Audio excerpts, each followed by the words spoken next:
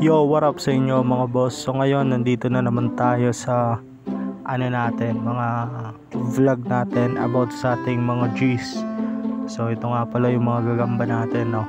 So ubos na yan mga boss at meron tayo dito mga pangsariling alaga lang. So pumili ako dun sa mga binibenta ko and then ito yung mga napili ko. Yan, ipapakita natin sa inyo. So gumawa nga pala ako nitong lagayan nila na gawa sa Sintra board. And then yung divider sa loob is karton lang, no. So yan, madali masira yung karton. So yan yung ginawa natin, papakita natin yan mamaya. So yan mga boss, ito nga pala yung isa sa mga nilagay natin sa garapon, no. So may nahuli kasi ako kaninang sa lagubang dito sa bahay namin, and then ayan, nilagay ko siya dito sa lagayan natin ng gagamba. So kumagat siya dun sa pain ng gagamba natin. Ayun, no, kinakain niya na. So kung maaalala nyo yung vlog natin nung nag-unbox tayo ng mga gagamba, may mga gagamba ron na may kasama pa silang sa lagubang. So yan, ito nga pala yung mga itlog mga boss, oh. Napipisa na rin sila, ano. Yan, so susubukan natin sila alagaan. Pantanggal umay muna sa beta. So yan, so kumakain siya ng mga boss ng sa lagubang ngayon.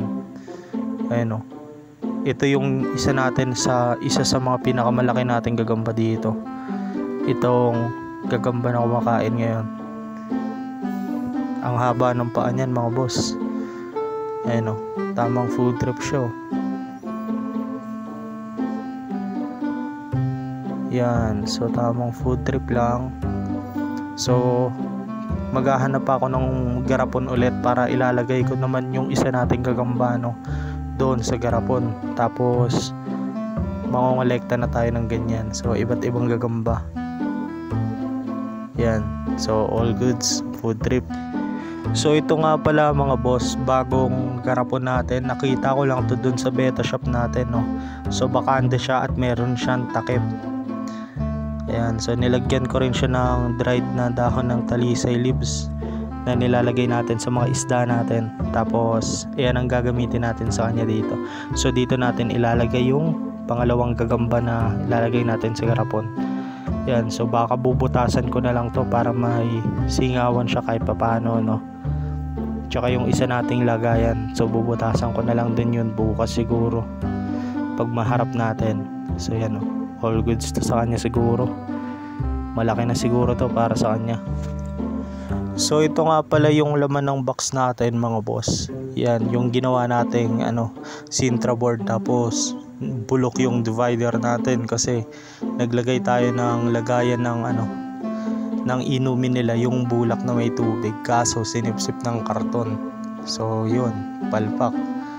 So dito natin lalagay itong isa mga boss. Ito na lang siguro kasi maganda rin siya, no. Nagagandahan ko siya, eh. Yan, oh. Ganda, oh. Uy, baka mag-away. Yan, medyo parang itim siya na tigre, no. So ito ilalagay natin dito sa garapon natin na aalagaan natin mga boss. Yan, oh. Parang magkasing haba lang sila, mas mahaba yung isa dito konti. Kaya yan, sakto yan siya dyan.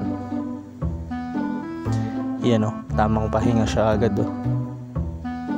Tapos lalagyan natin yan ng insekto na kakainin niya. So yan na yung kulungan niya simula ngayon. Mas maluwag na, no. Tsaka yung iba nating alagang gagamba, lalagay na rin natin yun sa garapon pag nakakuha pa tayo ng ibang garapon dun sa beta shop. So yun nga pala mga boss, sa mga nanonood ng vlog ko sa mga beta, magvo-vlog ako ng mga beta fish natin, no, kasi nag-harvest na ako, eh. I-vlog natin sila, so i-update natin. Napaaga yung harvest ko ng mga isda kasi nga naunahan nilang kainin yung ibang mga beta na maliliit. Kaya magvo-vlog tayo ng mga beta fish naman sa sunod. And then ito nga pala mga boss, yung isa nating natitipuhan na gagamba na susunod nating ilalagay sa garapon. So yan, oh. So ang astig ng kulay niyan mga boss. Ang tingkad, no. dilaw tapos medyo parang pula yung legs niya, no. Yan, tsaka ito nga pala mga boss, nilaban ko na to. So ganda ng laban nito. So nakatalo na to yata, mga dalawa yata natalo na nito. Kaya all goods na siya para ilagay natin siya sa mas malaking lagayan, no. Yan. Yan yung mga gagamba natin mga boss. Yung isa umitlog na. Yan, no. So yan. Lalagay natin yung lahat sa garapon para mas maganda tignan, no. Mas maluwag. So hanggang dito na lang mga boss. Hanggang sa susunod na lang ulit. Yung on Earth nga pala, Red Phoenix Beto Shop.